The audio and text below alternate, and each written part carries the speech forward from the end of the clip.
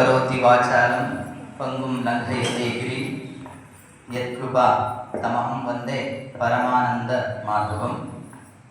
ನನ್ನ ಆರಾಧ್ಯ ದೈವರಾದ ದಿವ್ಯತ್ರಯರಿಗೆ, ಭಗವಾನ್ ಮುದ್ದು ಶ್ರೀಕೃಷ್ಣನಿಗೆ ಭಕ್ತಿಪೂರ್ವಕ ಪ್ರಣಾಮಗಳು. ಹುಬ್ಬಳ್ಳಿಯ ಶ್ರೀಮಾತಾ ಶಾರದಾ ಆಶ್ರಮದ ಅಧ್ಯಕ್ಷರಾದ ಪರಮ ಪೂಜ್ಯ ಮಾತಾಜಿ ತೇಜೋಮಯಿ ಅವರಿಗೆ ಭಕ್ತಿ ಮತ್ತು ಶ್ರದ್ಧಾಪೂರ್ವಕ ಪ್ರಣಾಮಗಳು.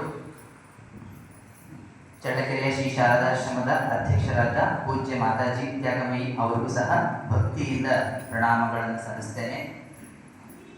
ಶ್ರೀಯುತ ಸಂದೀಪ್ ಎಸ್ ವಶಿಷ್ಠ ಅವರು ಸಹ ಭಕ್ತಿಪೂರ್ವಕ ನಮಸ್ಕಾರಗಳು. ಆಗಮಿಸಿರುವ ಎಲ್ಲ ಪ್ರೀತಿಯ ಸದ್ಭಕ್ತರಿಗೂ ಭಕ್ತಿಯಿಂದ ನಮನಗಳನ್ನು ಸಲ್ಲಿಸುತ್ತೇನೆ.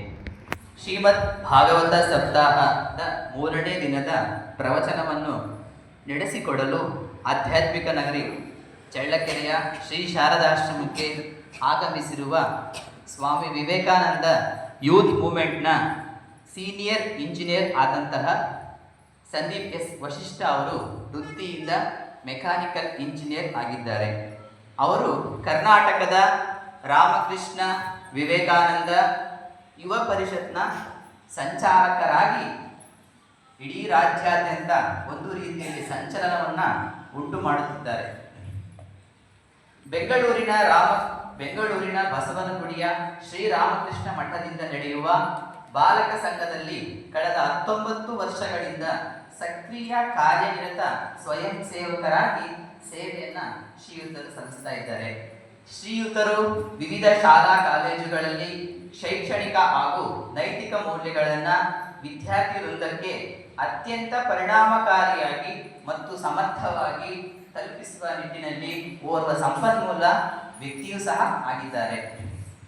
ಕೋಲ್ಕತ್ತಾದಲ್ಲಿ ನಡೆದಂತಹ ರಾಷ್ಟ್ರೀಯ ಯುವ ಸಮ್ಮೇಳನದಲ್ಲಿ ಶ್ರೀಯುತರು ಭಾಗವಹಿಸಿ ಉಪನ್ಯಾಸವನ್ನು ನಡೆಸಿಕೊಟ್ಟಿದ್ದಾರೆ.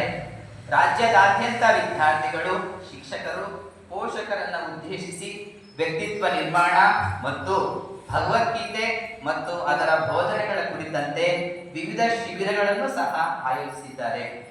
ವಿವೇಕಾಂಶದಿಂದ ಪ್ರಕಟಣೆಯಾದಂತಹ ದಿವ್ಯ ಜೀವನ ಪುಸ್ತಕ ಮಾಲೆಯಲ್ಲಿ 2 ಪುಸ್ತಕಗಳ ಲೇಖಕರು ಸಹ ಆಗಿದ್ದಾರೆ.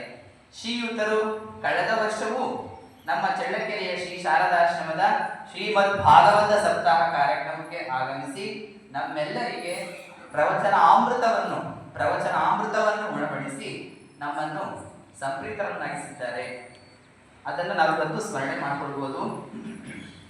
ಇಂದು ಭಾಗವತದಲ್ಲಿ ಜೀವಶಿವ ಸೇವೆ, ಭಾಗವತದಲ್ಲಿ ಜೀವಶಿವ ಸೇವೆ ಎಂಬ ವಿಷಯವಾಗಿ ವಿಶೇಷ ಪ್ರವಚನ ನೀಡಲಿರುವ ಸಂದೀಪ್ ಎಸ್ ವಶಿಷ್ಠ ಅವರಿಗೆ ಶ್ರೀ ಶಾರದಾಶ್ರಮದ ಪರವಾಗಿ ಮತ್ತು ಎಲ್ಲ ಭಕ್ತರ ಪರವಾಗಿ ಗೌರವಪೂರ್ವಕ ನಮಸ್ಕಾರಗಳೊಂದಿಗೆ ಅತ್ಯಂತ ಆತ್ಮೀಯ ಮತ್ತು ನಲ್ಮೆಯ ಸ್ವಾಗತವನ್ನ ಕೋರುತ್ತೇನೆ. ಹಾಗೆಯೇ ಪೂಜ್ಯ ಮಾತಾಜಿಯವರಿಗೂ ಮತ್ತು ಆಗಮಿಸಿರುವ ಎಲ್ಲ ಸದ್ಭಕ್ತರಿಗೂ ಆದರದ ಸ್ವಾಗತವನ್ನ ತಿಳಿಸ್ತೇನೆ. ಈಗ ಶ್ರೀಯುತರು ತಮ್ಮ ಪ್ರವಚನವನ್ನು ಆರಂಭಿಸಬೇಕಾಗಿ ಎಲ್ಲರ ಪರವಾಗಿ ನಾನು ವಿನಂತಿಸಿಕೊಳ್ಳುತ್ತೇನೆ. ಜಯ ರಾಮಕೃಷ್ಣ.